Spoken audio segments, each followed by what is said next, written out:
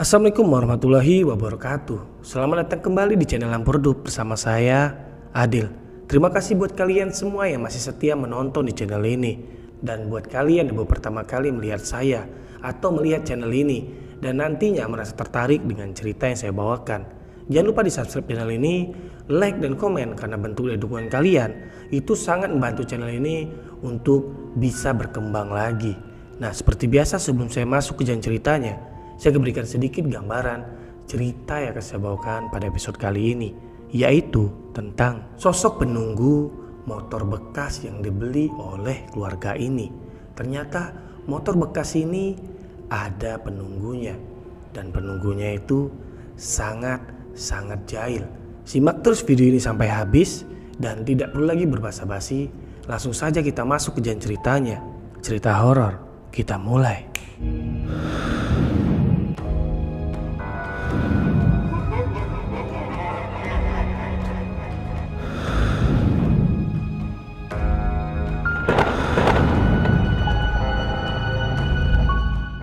Cerita ini datang dari seorang laki-laki yang bernama Ican.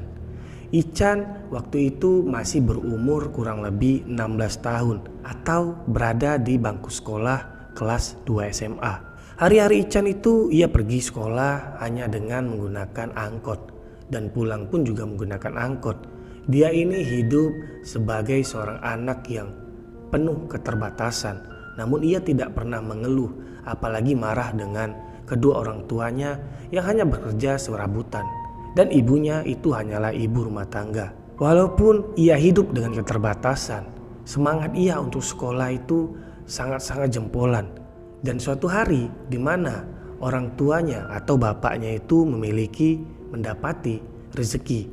Jadi bapaknya ini ingin membelikan sepeda motor walaupun hanya bekas untuk Ican ini pergi dan pulang menggunakan motor ini. Dan saat itu Ican pulang dari sekolah. Jadi ia sampai di rumah saat itu kurang lebih hampir jam 2:30 sore. Sesampai di rumah, Ican mendapati bapak dan ibunya sedang duduk di ruang tamu. Lalu Ican pun bilang, "Assalamualaikum." "Waalaikumsalam," ucap kedua orang tuanya.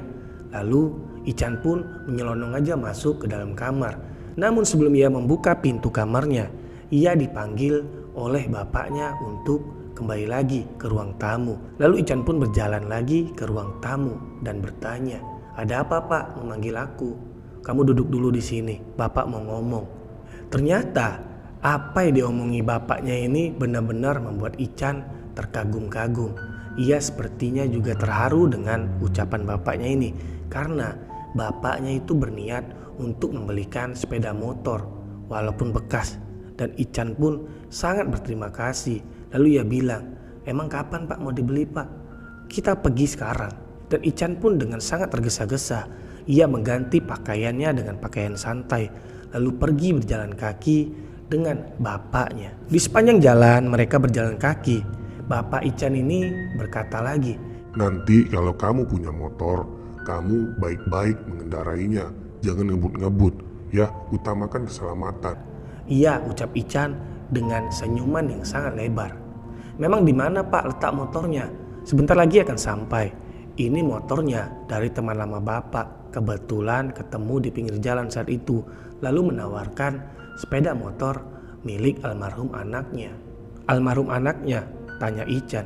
"Iya," jawab Bapak Ican, "karena anaknya ini meninggal ketika sedang balap liar menggunakan motor yang nantinya akan kita beli." "Berarti rusak dong, Pak?" "Enggak, ini sudah diperbaiki dan langsung ingin dijual karena bapaknya ini merasa sangat sedih dan selalu terkenang-kenang oleh almarhum anaknya." Dalam hati Ican saat itu ada rasa cemas dan khawatir. Namun ia tepis saja karena yang penting ia mendapati motor. Lalu singkat cerita, mereka pun sampailah di tempat lokasi motor yang akan dibeli. Seketika rasa cemas dan khawatir Ican itu berubah jadi rasa bahagia. Karena apa? Karena motor yang ia lihat itu sangat mulus, cilun dan rapi. Iya, seperti bukan motor bekas tabrakan. Lalu Ican melihat keseluruhan bodi motor itu. Ya, masih sangat layak untuk digunakan.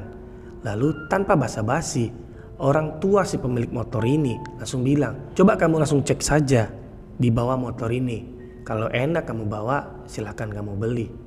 Lalu Ican pun membawa motor itu dengan santai melewati jalan-jalan yang tidak terlalu ramai. Di sisi lain, di mana Bapak Ican dan temannya ini berbincang-bincang kecil, lalu nego-nego harga lah gitu.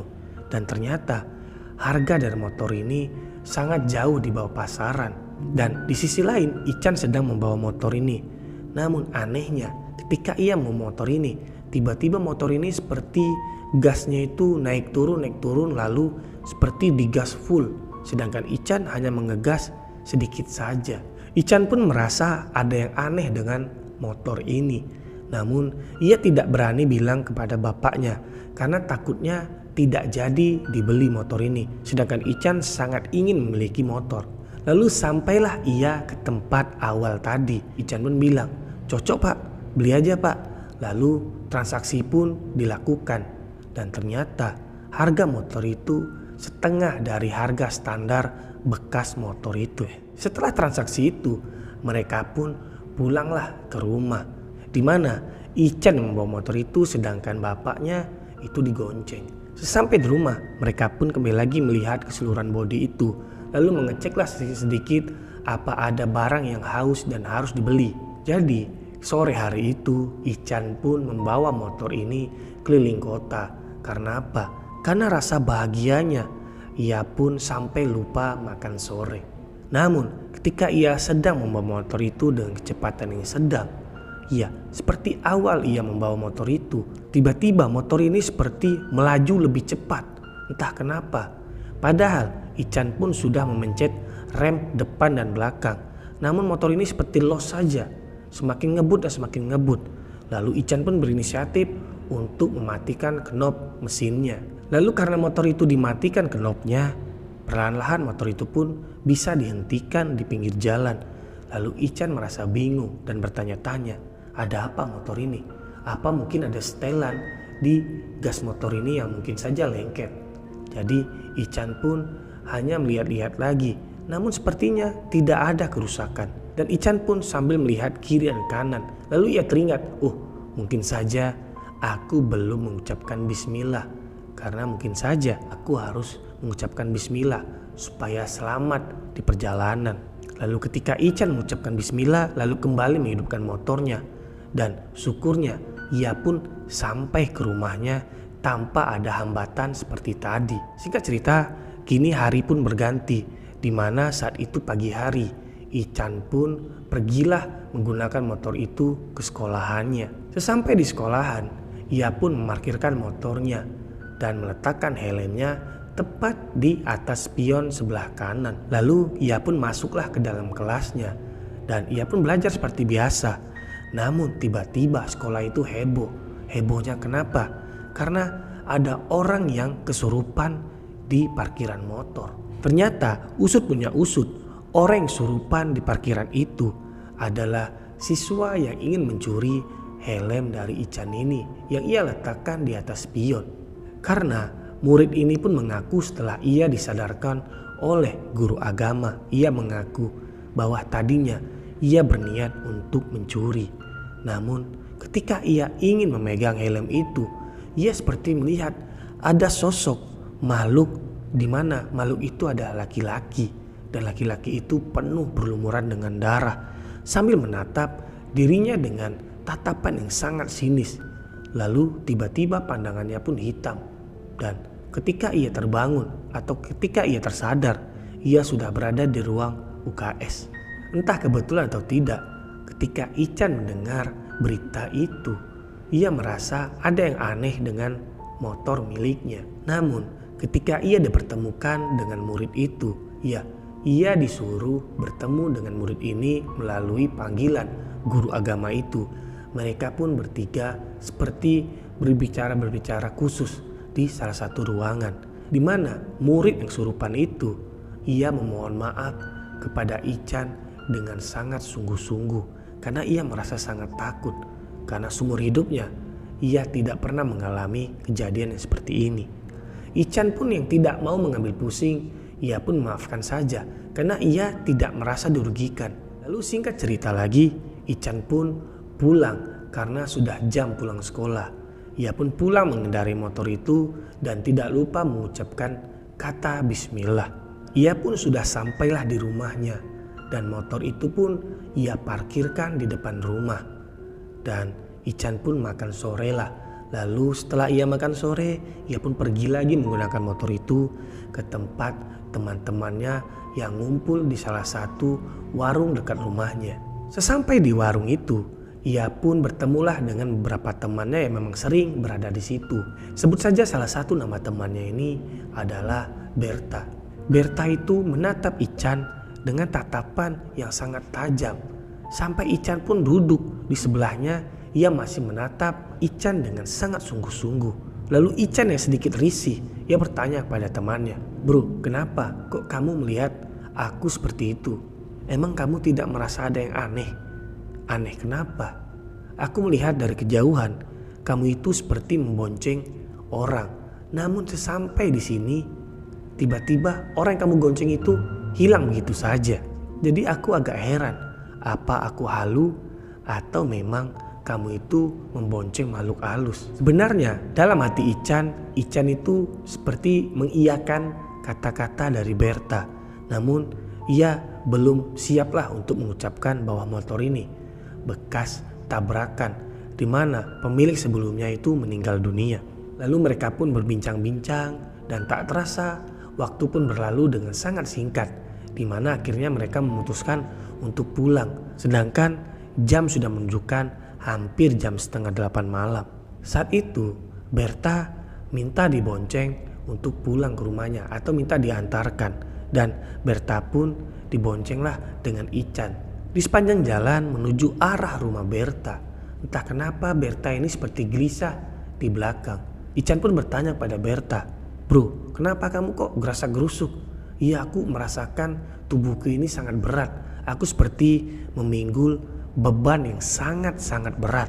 Lalu Ican pun bilang, "Mungkin kamu sedang capek. Aku nggak ngapa-ngapain hari ini. Aku hanya sekolah dan pulang sekolah langsung ke warung tadi. Tidak kerja apapun." Ternyata ketika Ican melihat spion kanannya, ia melihat sosok di mana sosok itu naik di atas tubuh Berta. Ican yang sangat kaget. Ia pun langsung mengerem motornya dan melihat ke arah Berta. Namun sosok itu tidak ada. Lalu Ican pun bertanya-tanya dalam hatinya, "Ada apa ini? Kok aneh sekali belakangan ini. Sejak aku punya motor ini, kejadian-kejadian aneh itu beruntun saja." Dan Berta pun langsung turun dari motor itu dan bilang, "Dah bro, kamu pulang saja. Biar aku jalan kaki karena rumahku juga sudah dekat." "Gak usah bro, aku antar sampai rumah." Enggak, kata Berta. Berta itu seperti merasa ada yang aneh dari motor ini. Karena Ican tidak mau lebih memaksa lagi, ia pun pergilah meninggalkan Berta di pinggir jalan dan Berta pun berjalan kaki. Sampailah Ican ke rumahnya. Lalu ia memarkirkan motornya langsung ke dalam rumah. Ican pun langsung masuk ke dalam kamarnya. Ya, sambil bermain handphone sampai larut malam dan ia pun ngantuk lalu tertidur. Nah, ketika ia tertidur, ia bermimpi dan di dalam mimpinya ini sangat aneh karena ia didatangi sosok laki-laki yang sangat mengerikan tampangnya karena penuh dengan luka. Wajahnya pun sudah sangat hancur, di mana salah satu dari matanya itu hilang. Ican yang terpaku menatap sosok itu, di mana sosok itu semakin mendekatinya. Lalu ketika ia sudah dekat di depan hadapan Ican, sosok itu berkata, "Aku adalah pemilik motor ini sebelum kamu. Jadi kamu harus rawat motor ini sebaik-baiknya. Dan aku akan terus ada di motor ini. Dan kamu jangan takut, karena aku tidak akan mengganggu kamu kalau kamu tidak berbuat hal yang aneh-aneh." Seketika Ican pun terbangun dari mimpinya dan tubuhnya dipenuhi dengan keringat yang sudah sangat banyak. Ia pun sedikit merasakan sesak napas, lalu duduk di atas tempat tidurnya. Ia bertanya-tanya apa arti mimpinya. Namun karena ia masih sangat ngantuk, ia pun kembali tertidur dan kini sudah pagi hari. Ketika pagi hari, ternyata orang tua dari Ican ini memberitahu Ican bahwa semalam rumahnya dibobol maling dan motor Ican itu dibawa lari oleh pencuri ini. Ican pun panik dong karena motor ini belum sampai seminggu ia punya dan ia sudah mendapati musibah. Motornya itu dibawa lari oleh maling yang masuk ke dalam rumahnya pada malam hari itu. Ketika di sela-sela Ican sangat sibuk dan panik, lalu tiba-tiba di telinga bagian kanannya itu seperti ada bisikan. Kamu tenang saja, motor itu akan kembali lagi ke kamu. Lalu Ican melihat ke arah kanan namun tidak ada sesuatu apapun yang berbicara dengannya. Dan Ican pun tubuhnya seketika merinding karena tidak ada satu orang pun yang ada di dekatnya. Ia pun mendekati kedua orang tuanya. Jadi bagaimana nih Pak, Bu? Ya sudah, nanti Bapak akan lapor ke polisi. Jadi Ican pun tidak pergi sekolah pada hari itu. Ia pun ikut bersama dengan bapaknya pergi ke kantor polisi yang terdekat. Dan ketika ia sedang berjalan menuju ke kantor polisi, ia melihat ada keramaian di pinggir jalan. Ia terus mendekati keramaian itu. Ternyata ada orang meninggal dunia di pinggir jalan. Ya, ada kecelakaan tunggal. Ternyata ketika mereka menerobos kerumunan itu karena berniat untuk melihat siapa dan bagaimana keadaan orang yang meninggal dunia itu. Ternyata betapa kagetnya Ican dan Bapak Ican ketika melihat kendaraannya. Ya, kendaraannya itu adalah milik Ican. Ya, motor itu sudah hancur lebur dan orang yang bawa motor itu meninggal dunia, meninggal di tempat. Dan singkat cerita, mereka pun tidak jadi melapor ke kantor polisi. Malah mereka yang ditanya-tanya oleh polisi karena motor ini adalah milik Ican. Dan orang yang meninggal itu adalah pencuri yang masuk malam-malam hari ketika mereka sedang tertidur di dalam rumah. Dan karena mereka ini tidak memiliki uang untuk memperbaiki motor ini, jadi Ican dan Bapak Ican pun harus merelakan dan mengikhlaskan motor ini seperti itu. Karena bagaimanapun harus sangat besar biayanya memperbaiki motor yang sudah sangat hancur lebur. Jadi setelah kejadian itu pun Ican kembali menaiki angkot setiap pergi dan pulang sekolah. Karena ia tidak mau memperbaiki motornya dan ia biarkan saja motor itu berada di kantor polisi. Dan cerita pun selesai. Oke, terima kasih buat kalian semua yang masih menonton sampai detik ini. Dan buat kalian yang baru pertama kali melihat channel ini dan tadinya merasa tertarik dan terhibur dengan cerita yang saya bawakan, jangan lupa di subscribe channel ini karena subscribe itu gratis. Like dan komen karena bentuk dan dukungan kalian itu sangat membantu channel ini untuk bisa berkembang. Sebelum saya undur diri, buat kalian bolehlah mampir-mampir ke video-video lainnya karena video-video lainnya juga itu tidak kalah seram dan mengerikan. Karena banyak video-video lainnya yang masih penontonnya itu sedikit, padahal ceritanya saya jamin sangat mengerikan. Saya pamit undur diri, saya Adil undur diri, see you.